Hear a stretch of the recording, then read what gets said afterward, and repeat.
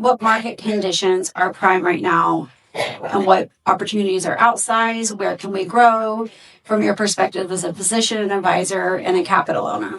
So what I find really interesting is that when surveys have been done asking individual people how they feel about AI and in their lives, right? And we're talking about agentic AI now, having AI that does things. It's interesting. The vast majority, and this is not just in healthcare, vast majority of people actually say that they want to use AI in their life if it allows them to focus on the aspects of their job that they enjoy doing. So they would happily allow agentic AI to take away everything. I think all of us can think of things in our day that we just have no desire to do, and I love that. Now, on the flip side, we've seen actually a trend that's a little worrisome in healthcare, which is when you look at 2025 compared to 2024, the trust of patients in the use of AI in healthcare has gone in the wrong direction.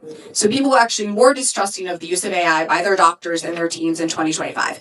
I have a prediction that's going to change because I think, like the Gartner hype cycle, things are coming and going, and we're seeing a lot more acceptance. I think what it's going to ultimately take is something that I've seen as a trend across the companies that we work with and invest in, which is being very transparent about the fact that there's always a human in the loop. And so you can correct me if I'm wrong, but even when you look at the most sophisticated healthcare AI companies, whether it's on the rev cycle side, we work with a digital twin-enabled diabetic sensor product that actually can help you cure diabetes that you may have just through a digital twin of yourself and by getting you off your medication. And there's always humans there. And I think for me, that makes me feel reassured. And it's a theme that's come up throughout the day. But I think that can help really engender more trust from our patients that we're not going away. As a radiologist, I always love sharing the story that about 10 years ago, I was at our large society meeting, over 10,000 radiologists in Washington, D.C., and a very acclaimed speaker, I won't mention his name, informed all of us that we would be an extinct profession.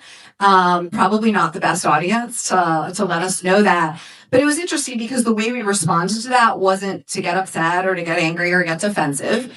It was to go out and become the specialty that has more publications in artificial intelligence than any other medical specialty there is. So we took it as a challenge, and now as a specialty really lead in that. You know, what's interesting, I think if you ask the average patient, is AI reading my films right now? I think a lot of you would probably think yes. That could not be farther from the truth. Every image you have is being read by a board-certified radiologist sitting in the United States of America. And I guarantee you of that. AI has been underperforming in the space of imaging just because it's not at the point yet where, getting back to my original point, it's taking away those things that we don't want to be doing, but we're very close. And I think in the next few years, we're going to see more generalized computer vision interpretation of imaging that, to me as a radiologist, I don't want to see that one finding on a chest x-ray. I want to know that chest x-ray is completely normal, or if it's not normal, I want it to make sure that it identifies the abnormality. So I think when you look at AI and digital pathology and diagnosing breast cancer and prostate cancer in imaging, we use it in our reporting. The first night I used AI to help me with one of my reports, so not the image interpretation. I worked an entire night shift. That next day, I drove around my kids the whole day. I have 4 children. All I do is drive other than work. And I drove them around all day, and I felt like I hadn't worked a very busy shift reading 100 studies. So that's the power of artificial intelligence, to reduce that cognitive burden. But I think I would be really skeptical of anyone who kind of pushed us beyond that. And I see more and more of the really smart founders, like the 2 on the stage with me and the companies we work with, being very clear that our goal is not to replace the customer, because I don't think that has ever really worked.